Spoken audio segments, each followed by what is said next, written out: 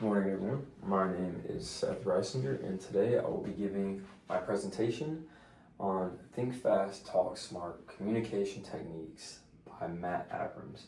I feel like this is one of my favorite writing assignments that we did throughout the semester, and I feel like it has a lot of valuable information that we can learn. So go ahead and get an introduction. Communication is essential in both personal and professional life.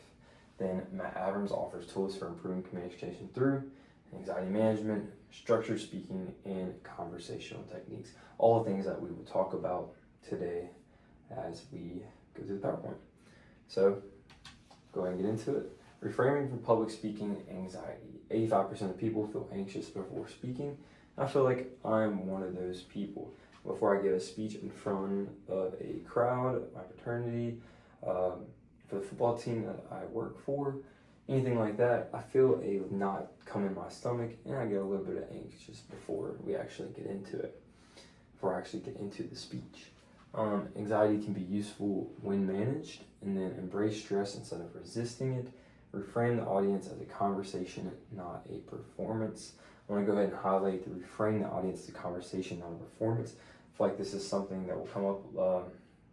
This is something of high importance that I think is one of the key points in the PowerPoint, is that you want to make it more of a conversation between you and the crowd, not as much as a performance of that you're trying to put on a different face for someone. As you just want to keep it as you're giving a conversation to a friend or family member, whatever it is. Keep it very generalized and keep it very calm as you're speaking.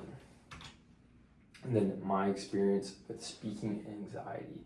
I use breathing and meditation techniques, mindset shift, conversation over performance. Once again, there it shows up again, making a conversation instead of a performance. And then conversational language and body language helps build connection. Like I've been going back to say, I do get speaking anxiety before I talk in front of a crowd.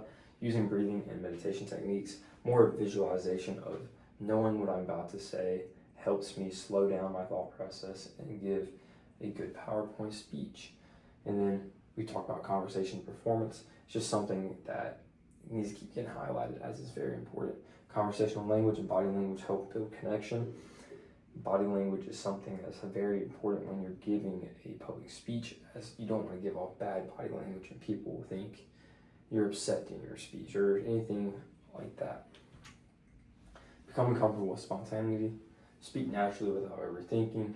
Dare to be boring to reduce pressure. Focus on clarity and connection, not perfection. Speak naturally without overthinking. Don't overthink what you're saying. Naturally give your speech and let people know the information of what you're saying. Focus on clarity and connection, not perfection. I'll come back to the dare to be boring, but focus on clarity and connection, not perfection. Focus on the message that you're giving out. Let people know the facts and get that out to the people before, instead of working on the perfection part of it. And then dare to be boring to reduce pressure. Dare to be boring. Dare to just get the facts out there and let people know what you're talking about. Opportunity, not a threat. View public speaking as a chance to connect. Yes, and encourages openness and collaboration, and promotes creativity and team discussions.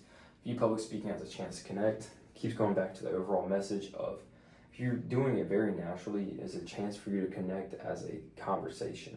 And through that, just like how you talk to a friend on a day-to-day, it's a chance to connect with them and let them know the information you're giving them is something you care about, and hopefully they care about a lot as well. And then slow down and listen. Abrams, don't just do something, stand there. Thoughtful responses come from processing first. Useful and high-stakes conversations. Don't just do something, stand there. It's basically him just saying it's okay just to stand there and give your information, and if it reduces your anxiety as you're giving a public speech. Thoughtful responses come from processing first, processing what you're saying and understanding what the audience wants from you. And useful and high-stakes conversations with stakeholders, your future employer, anything like that.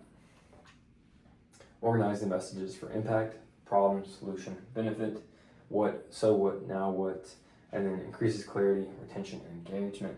I want to talk about framework 2, what, so what, now what, as I feel like on this slide, framework 2 is the most important. What, so what, now what. Asking yourself these 3 questions will help it make it be more of a conversation and slow down what you're talking about. Asking yourself, what is the information I'm giving out? So what? Why should people care? And then now what? 3 things that I feel are high importance when you're talking about stuff. And personal action plan, stuff we talked about throughout the PowerPoint. Acknowledge your anxiety. Use the conversation with inclusive language. Listen actively before responding. Reframe mindset to opportunity. Use yes and to build ideas. And then apply structured speaking techniques. Then next slide, communication is a lifelong skill. Abrams offers tools for growth. Continuous improvement leads to confidence. And then it's essential for success in business and beyond. As I feel you improve and you keep practicing, you will build your confidence in public speaking, and it's something that will help you in the long term. And I just want to say thank you for attending my PowerPoint today. I really hope you got some valuable information from it.